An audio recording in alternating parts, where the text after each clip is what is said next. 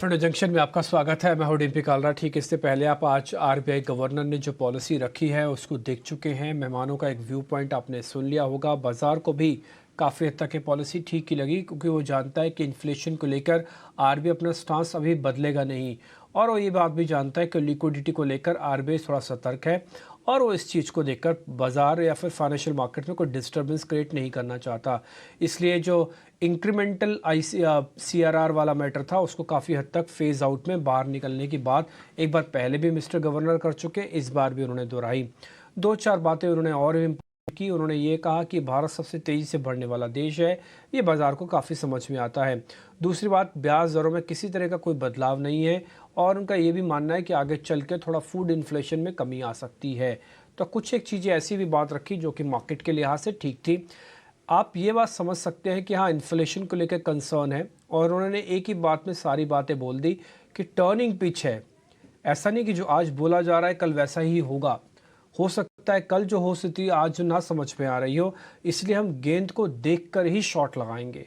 यानी कि सिचुएशन आगे कैसे बनती है, इसके सारे रास्ते मिस्टर गवर्नर ने ओपन भी कर दिए हैं। तो इसलिए आप किसी भी चीज़ को पक्का ना समझिए, हर चीज़ वेरिएबल मोड पे डाल दी गई है, और जैसे वो बढ़ेगी या घटेगी उस हिसाब से मिस्टर गवर्नर फैसला ले सकते हैं। और एक और चीज़, आजकल दरों को लेकर फैसला ज़रूरी नहीं है कि MPC की बैठक होगी तभी होगा, उससे पहले और उसके बाद में भी कई सारे फैसले लिए जाते हैं। और आपको पता ही है, सामने फेस्टिवल सीज़न है, गवर्नर इस चीज़ पे पैनी नज़र रखेंगे, और जैसे ही कुछ भी बड़ा बदलाव होगा तो उस पर भी वो अपनी बात ज़रूर रखने के लिए आ सकते हैं। MPC की बैठक की वेट नहीं करेंगे वो। खैर, हम वायदा बाज़ार पे वापस लौटते हैं। एक बार ज़रा कुछ एक निफ्टी और बैंक निफ्टी वगैरह आपको दिखा दें। सुबह हमने आपसे ये बात रखी थी आपके सामने कि बाज़ार अगर पॉलिसी तक अपने बढ़त को किसी तरह से बनाए रखता है तो ये जीत हो जाएगी, और बाज़ार पॉलिसी के बाद थोड़ा अलग तरीके से बिहेव करेगा। देखिए, पॉलिसी के बाद मार्केट का जो फोर्स है ना, वो उतना स्पीड से नहीं बन रहा, लेकिन अच्छी बात है कि मार्केट अपने गेन को नहीं खो रहा है। कुल मिलाकर डाटा इंडिकेट ये कर रहा है कि निफ्टी के अंदर कुछ शॉर्ट कवरिंग हुई है, बैंक निफ्टी के अंदर शॉर्ट कवरिंग हुई है, और ये दोनों प्राइस एक्शन में दिख रहे हैं। निफ्टी के अंदर ज़्यादा दिख रही थी, वो दिख रही है, और बैंक निफ्टी के अंदर कम दिख रही थी, वो आपको कम दिख रही है। ये बात हमने सुबह भी आपको नोटिस करवाया था। दोनों का प्रीमियम ठीक ठाक है, ऐसा इतना बुरा भी नहीं है तो इतना अच्छा भी नहीं है, ठीक है। इस तरह के मार्केट में सपोर्ट पे इतने प्रीमियम रहते हैं। हम एक काम करते हैं, रिपोर्ट कार्ड पहले आपको दिखा देते हैं, और उसके बाद फिर आज के बाद तापड़िया से बातचीत करके काफ़ी सारे स्टॉक्स हमने निकाले हैं, कुछ उनके शेयर्स हैं, वो सब आपके सामने रखते हैं। लेकिन पहले रिपोर्ट कार्ड ज़रा दिखाते हैं आपको।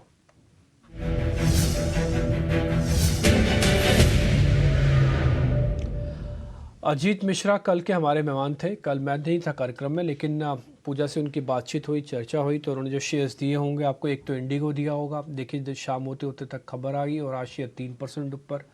इंडियन होटल्स आपको मिला होगा करीब 2% का गेन। मैरी को बेचने की रिकमेंडेशन थी, 1% का गेन। कुल मिला के अगर आप देखेंगे तो करीब 6% का गेन बनता है। मैं मान के चलता हूँ कि आपने 6% नहीं कमाए होंगे, आपने 3 कमाया होगा, 4 कमाया होगा, 2% कमाया होगा, तब भी बहुत है।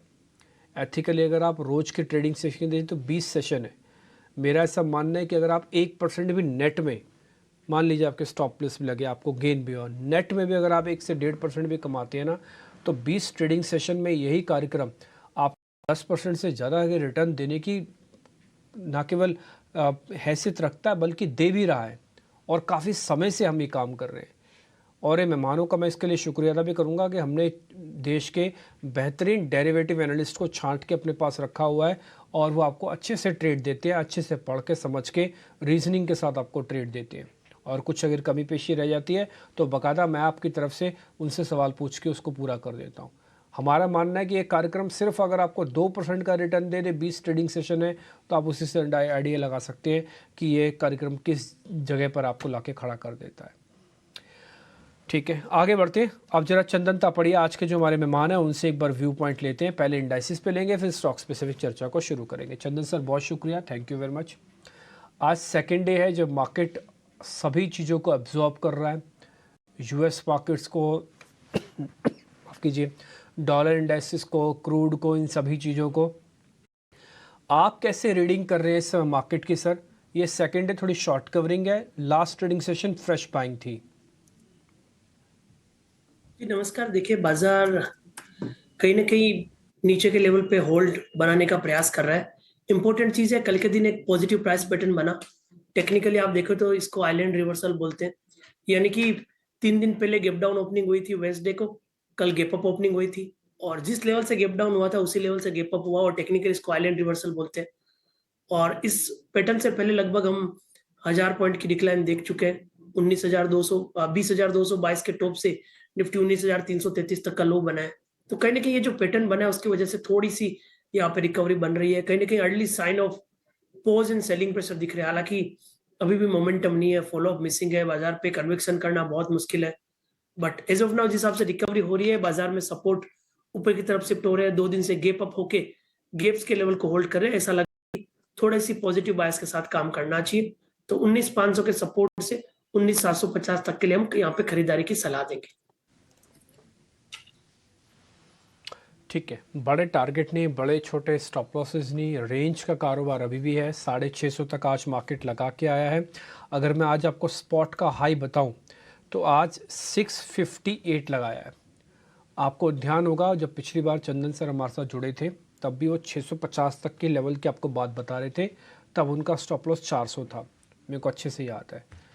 दूसरी बात, आज आप देखेंगे तो स्टॉप लॉस 100 पॉइंट से ऊपर आया है। ये जितने भी 400 वाले स्टॉप लॉस लगाया, जिनके बचे हैं या फिर जिनके नहीं कटे या बाद में लिया है, वो 500 वाला स्टॉप लॉस ऊपर लेके आ जाएं। 650 को 100 पॉइंट से और बढ़ा दें, 750 हो जाएगा, क्योंकि फिर सामने 800 का रेजिस्टेंस है। अब आप बोलेंगे सर सामने रेजिस्टेंस खड़ा है, नीचे 100 पॉइंट का सपोर्ट है, कैसे पैसा बनेगा? देखिए ऐसे ही पैसा बनेगा। एक दिन में 400 पॉइंट के मूवमेंट आने के चांसेस कम है। 100 पॉइंट से ही काम चलाना पड़ेगा जब तक मार्केट खुद अपने रेंज को ब्रेक डाउन या ब्रेकआउट ना करे। फिलहाल जो लेवल्स हैं उसी हिसाब से आपको कैलकुलेशंस हैं। 250 पॉइंट के रेंज के अंदर 100 पॉइंट आपको कमाने को मिलेंगे, तो आप 100 पॉइंट कमाइएगा। आते हैं जरा बैंक निफ्टी पर। बैंक निफ्टी पेपर सर से जरा चेक करा लेते हैं। सर बैंक निफ्टी पर आपका व्यू पॉइंट 44,000 के कल ऊपर क्लोजिंग मिली, आज भी 44,000 के ऊपर कर रहे हैं काम। लेकिन प्रॉब्लम क्या है ना सर, 44,500 पर रेजिस्टेंस है एक छोटा सा। जी, आप बैंक निफ्टी की बात कर रहे हैं तो बैंक निफ्टी के डेटा सेटअप को देखें हम तो बैंक निफ्टी एक इंपॉर्टेंट लेवल है ठीक है, 44,444, जिसको हम काफी दिनों से ट्रेक कर रहे हैं। और इंटरेस्टिंगली पिछले 7-8 दिनों से बार बार उसी लेवल के ऊपर नीचे इंडेक्स जा रहा है। आज एक बार के लिए 44,500 नहीं तक की ज़रूरत नहीं है। रिकवरी हुई, बट वापस ऊपर में टिक नहीं पाया। तो एक रेंज बाउंड बायस है।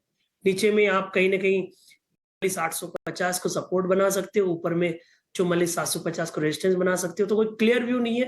ये 43,850 से 44,750 के एक बड़े दायरे में बैंक निफ्टी घूमता हुआ नजर आएगा। डन। एक है तो कुल मिला के दायरा भी आपके सामने ये बात रखी थी। आप हमारे शब्दों पे भी जाया कीजिए, हमारे लेवल्स पे भी जाया कीजिए। देखिए जैसे खुद चंदन सर ने कहा है कि ट्रेड नहीं सिर्फ होल्ड है। सुबह हमने आपको बहुत मोटे तौर पर कहा था कि बैंक निफ्टी के अंदर आप ट्रस्ट थोड़ा कम कीजिएगा, आज निफ्टी पे करना। यह है पहला। दूसरा, 44,750 आपका एक सपोर्ट टारगेट एरिया है और 43,850 आपका एक स्टॉप लॉस एरिया है। तो दोनों चीज़ों को आप अच्छे से एक बार नोट कर लें। इस टारगेट आपके एक बार शेयर के सिलसिले को शुरू करते हैं। पहले ताज़ा खरीदारी वाले शेयर्स आपकी स्क्रीन पर आएंगे।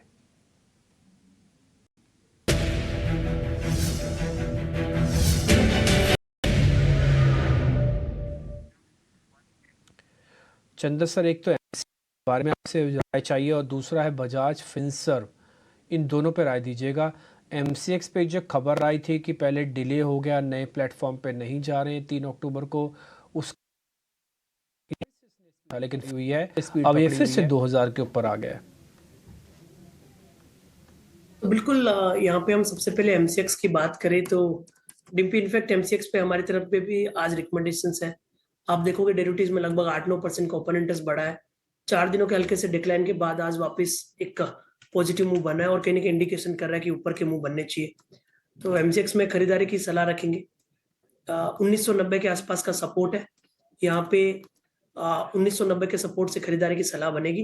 पहला टारगेट बनेगा 2100 और दूसरा 2140। बजाज फिनसर की बात की है, बजाज फिनसर बजाज फिनेंस दोनों में एक्टिविटी देखने को मिली है। स्पेशली मैं बजाज फिनसर की बात करूं तो यहाँ पे अच्छा खासा लॉन्ग का बिल्टअप हुआ है और पिछले 7-8 दिनों के डिक्लाइन के बाद में यहाँ पे एक बुलिश मूव बना है और पिछले लगभग 45-46 दिन का कंसोलिडेशन ब्रेकआउट है। तो बजाज फिनसर्व भी यहाँ पे ठीक लग रहा है। लगभग आप 1570 के सपोर्ट से यहाँ पे खरीदारी देख सकते हो, ऊपर में 1660-65 के टारगेट के। 1665 का टारगेट, 1570 का एक स्टॉप लॉस है बजाज फिनसर्व। एमसीएक्स ऑलरेडी हाँ में है, तो दोनों शेयर प्लस हो गए। दोनों शेयर्स पे रिकमेंडेशन आपको मिल चुकी है। ये दोनों शेयर्स का रिपोर्ट कार्ड हम आपको सोमवार को दिखाएंगे। आज आपके पास पोजीशंस है, लेके बैठ जाइए। आपको नहीं लेना है तो मत लीजिए भले। अगर आपको लग रहा है कि मैं ले सकता हूँ, वॉल्यूम कम रख लीजिए। आपके सारे ऑप्शंस खुले हैं। ये फ्यूचर्स के शेयर हैं, कैश में भी ले सकते हो आप। ज़रूरी नहीं कि फ्यूचर्स में आपको पकड़ना है लॉट के हिसाब से। हाँ, ऑप्शंस में थोड़ा सा आप चेक कर लेना। ऑप्शंस मेरे को लगता है कि कई बार स्ट्राइक ऊपर नीचे या फिर आपसे टाइम वैल्यू से थोड़ा ना हो जाए, इसलिए कोशिश करो कि अगर आपको लग रहा है कि मेरे पास लॉट के पैसे नहीं है तो मैं कैसे करूँगा, तो फिर आप कैश ले लो। कैश में अपने हिसाब से शेयर को प्लस कर लो। ऑप्शंस में थोड़ा भी रुक जाना चाहिए, एकदम से एक्टिवनेस नहीं आती है कई बार। और 2-4 दिन भी रुक जाएगा ना तो टाइम वैल्यू इसको ख़त्म करेगी। रेंज में है पॉलिसी के बाद। ये जो बढ़त हमको मिली थी ये सुबह की बढ़त है और अभी भी हमने इसको सिर्फ मेंटेन रखा है। थोड़ा बैंक निफ्टी नीचे आया है निफ्टी के मुकाबले, बट निफ्टी अभी भी वहीं जस का तस खड़ा हुआ है। शॉर्ट कवरिंग के 2 शेयर आपके सामने और स्क्रीन पे लेके आते हैं। चंदन से चेक करके आपको बता देंगे सौदा बनता है कि नहीं। पहला शेयर है ग्रेनुल्स इंडिया। आपको ध्यान है इस शेयर को हमने बहुत पहले पकड़ा था, शायद 318 के आसपास। आज ये 363 का हो चुका है। इस शेयर के बारे में हमने ये भी बताया था कि अक्टूबर सीरीज़ का भी ये शेयर हो सकता है। 2 बड़े मेहमानों ने हमारे को ग्रेनुल्स बकायदा अक्टूबर सीरीज़ का दिया था, अभी भी चल रहा है। और आज भी फ्रेश लॉन्ग पोजीशंस के साथ थोड़ी शॉर्ट कवरिंग हुई है इसके अंदर। दूसरा है L&T फाइनेंस। चंदन सर दोनों शेयर्स को चेक कर लो, ग्रेनुल्स इंडिया को और L&T फाइनेंस को। ग्रेनुल्स इंडिया की बात करें तो ग्रेनुल्स पिछले 6-7 वीक से हाई टॉप से बॉटम फॉर्मेशन बना रहा है, सपोर्ट ऊपर की तरफ शिफ्ट हो रहा है। स्टॉक का मल्टीपल मंथ्स हाई पे चल रहा है, तो ट्रेंड पॉजिटिव है। लॉन्ग पोजीशन कंटिन्यू रखनी चाहिए। 354 के आसपास का सपोर्ट है, ये रैली ऊपर में 380 तक एक्सटेंड होनी चाहिए। L&T फाइनेंस की बात की, यहाँ पे थोड़े से शॉर्ट कटते हुए नजर आए हैं। मेजर ट्रेंड इंटेक्ट है, हालांकि 3 दिन पहले एक हल्का सा डिक्लाइन आया था, वो प्राइस अभी तक सरपास नहीं हुआ है। 135 के ऊपर होल्ड करने से नई रैली स्टार्ट होगी, बट यस बायस पॉजिटिव है। 130 के सपोर्ट से पोजीशन को होल्ड करनी चाहिए। 135 निकलने के बाद 142 147 तक ये रैली एक्सटेंड होनी चाहिए। ओके ठीक है, ये दोनों शेयर्स पे रिकमेंडेशन आपके लिए। अब हम जरा मंदी की तरफ आगे बढ़ेंगे। मंदी के सौदे आपकी स्क्रीन पर आएंगे।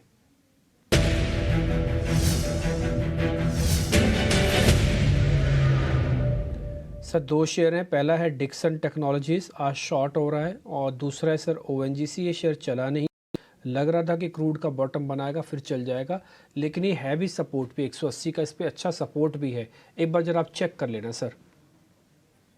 बिल्कुल, सबसे पहले हम डिक्सन की बात करें तो डिक्सन थोड़ा सा गिरा है पिछले 3 दिन में, बट इतना कोई वीकनेस नहीं है, क्योंकि वीकली चार्ट देखो तो लास्ट वीक में एक बड़ा बुलिश कैंडल बना और उसके बाद इस वीक थोड़ा सा प्रॉफिट बुकिंग हुई है। तो मेरे हिसाब से बड़ी डिक्लाइन नहीं है, अवॉइड किया भी जा सकता है। ऐसा मानना है कि 5000 के आसपास ये सपोर्ट लेता हुआ नजर आ सकता है। वहीं ONGC की बात करें तो यहाँ पे थोड़ी सी वीकनेस है, हालांकि बड़ी मंदी यहाँ पे भी नहीं है, बट जिस हिसाब से पिछले 3-4 दिनों से लोअर राइज लोअर डोज बन रहा है, एक बार के लिए वीकनेस और बन सकती है, जो नीचे में 173 तक जानी चाहिए। ओके ठीक है, तो सर ज़्यादा कन्विक्शन किस में है? फिर आप दोनों को छोड़ दें या फिर ONGC में ही कोई सौदा बनता, खाली ONGC का ही ट्रेड लें? मैं आप कन्विक्शन थोड़ा पता करना चाहता हूँ आपकी। ट्रेड रखा सकता है, वो कंपेरेटिवली थोड़ा वीक है, और तो मेरे हिसाब से ONGC सेलेक्ट करें इन दोनों काउंटर, वो बेटर रहेगा। ठीक है, ONGC सेलेक्ट कर लें, डिक्सन को छोड़ देते हैं। इससे पहले हमने ग्रेनुल्स और L&T फाइनेंस पे रिकमेंडेशन दी हुई है। MCX और बजाज फिनसर्व पे आपको रिकमेंडेशन मिली हुई हैं, तो आप इन सभी सौदों पे अपने अपने हिसाब से एक बार ट्रेड ले सकते हैं। अनवाइंडिंग के 2 शेयर रह गए, मैं जरा बाद में पता करूँगा। पहले ज़रा सर की ट्रेडिंग कॉल्स ले लेते हैं। चंदन सर आपकी ट्रेडिंग कॉल्स क्या हैं? और ट्रेडिंग कॉल्स की बात करें तो एक तो MCX रहेगा, जो ऑलरेडी हम डिस्कस कर चुके हैं। 3-4 दिन के करेक्टिव मूव के बाद में सपोर्ट ले रहा है, सो 1990 के सपोर्ट से 2100 और 2140 के टारगेट रहेंगे। दूसरा काउंटर रहेगा एम्फेसिस, सेलेक्टिव IT काउंटर में बाएंगे। एम्फेसिस, बीसो जैसे कुछ स्टॉक है जहाँ पे पॉजिटिव बायस बनी हुई है, तो 2440 के सपोर्ट से एम्फेसिस खरीदारी की सलाह रखेंगे। 2580 से लेकर 2600 तक के टारगेट के।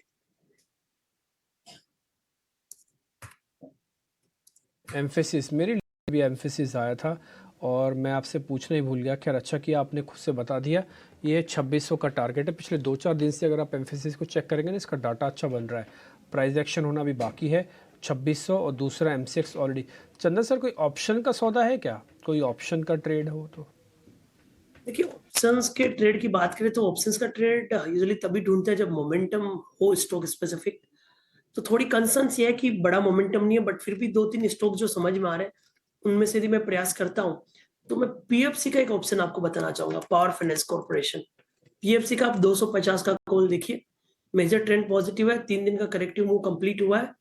पीएफसी का यदि मैं अभी नियर बाय स्ट्राइक का 250 का कॉल देखता हूँ, तो ₹7.20 या ₹7 के आसपास ये चल रहा है।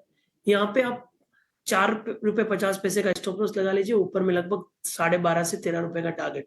तो पीएफसी 250 के कॉल पे यहाँ पे फोकस किया जा सकता है।